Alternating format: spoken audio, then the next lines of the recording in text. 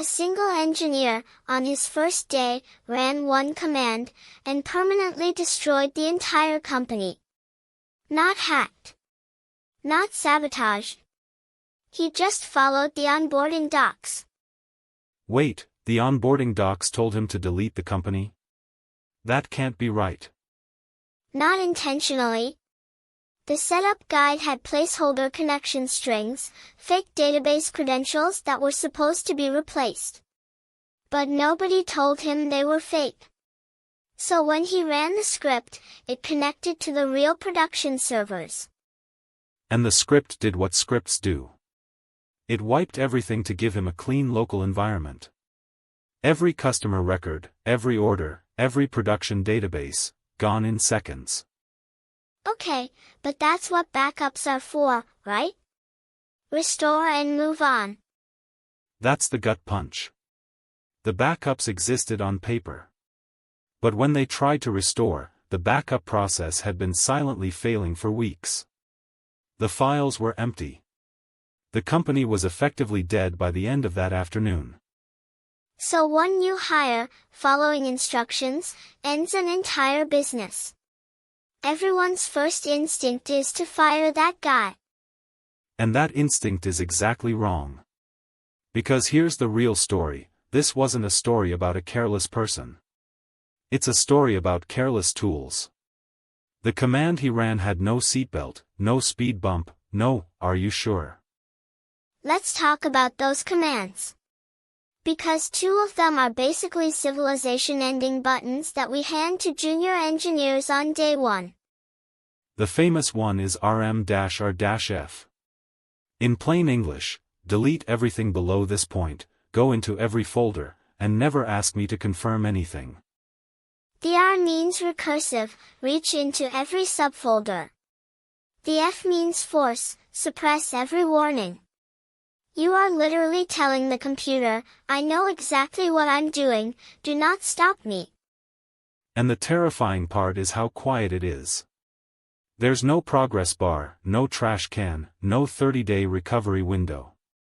The prompt just returns, blinking, like nothing happened. The database version is drop database.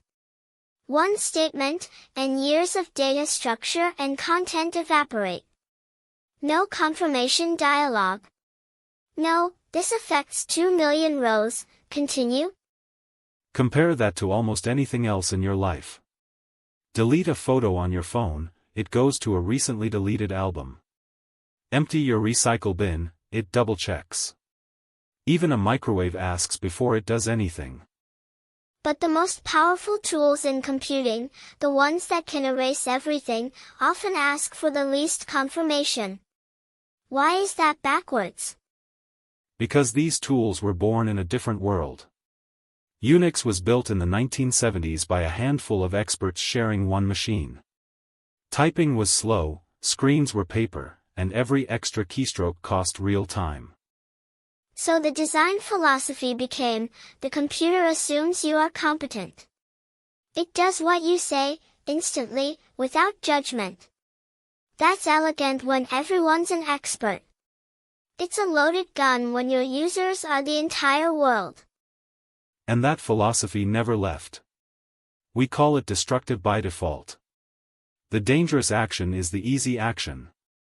Safety is the thing you have to opt into, remember, and configure, usually after you've already been burned once. There's a real psychology to why this keeps killing companies. It's called normalization of deviance. You run a scary command 100 times, nothing bad happens, so your brain stops treating it as scary. Exactly. The muscle memory takes over. You've typed rm-rf 1,000 times safely. So on time 1001, when you're tired and the path is slightly wrong, your fingers move before your mind catches up.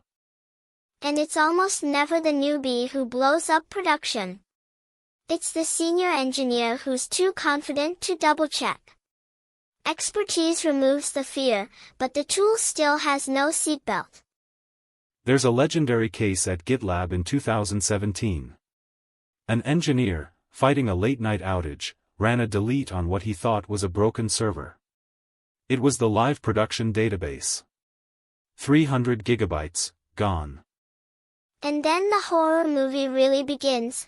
They had 5 different backup methods. He checked them one by one. 5 out of 5 had silently failed or were never configured. They were saved by a random snapshot a colleague had taken by luck 6 hours earlier. Which is the lesson buried under every one of these stories. A backup you have never restored from is not a backup. It's a hope.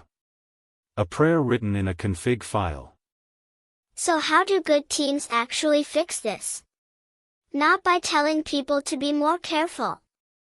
Be careful is not a strategy, it's what you say right before the next accident. You fix it by redesigning the blast radius. Make destruction hard and slow. Soft deletes that mark data as gone instead of erasing it. Trash cans with a delay. Production databases that literally refuse to drop unless you type their full name to confirm. And you make recovery the default, not the afterthought. Automated backups that get restored on a schedule to prove they actually work. Separate credentials for production so a setup script physically cannot touch it. The deepest shift is cultural. When something breaks, you stop asking, who did it, and start asking, how did our system let one tired human do it? A single person should never be able to end everything with 3 keystrokes. Because in the end, that first engineer didn't destroy the company. The company had already built a machine where one wrong command was fatal, and no net underneath to catch the fall. So the takeaway isn't don't run scary commands. It's this: if your survival depends on every human being perfect forever, you have already lost. Design for the bad day, because it's coming.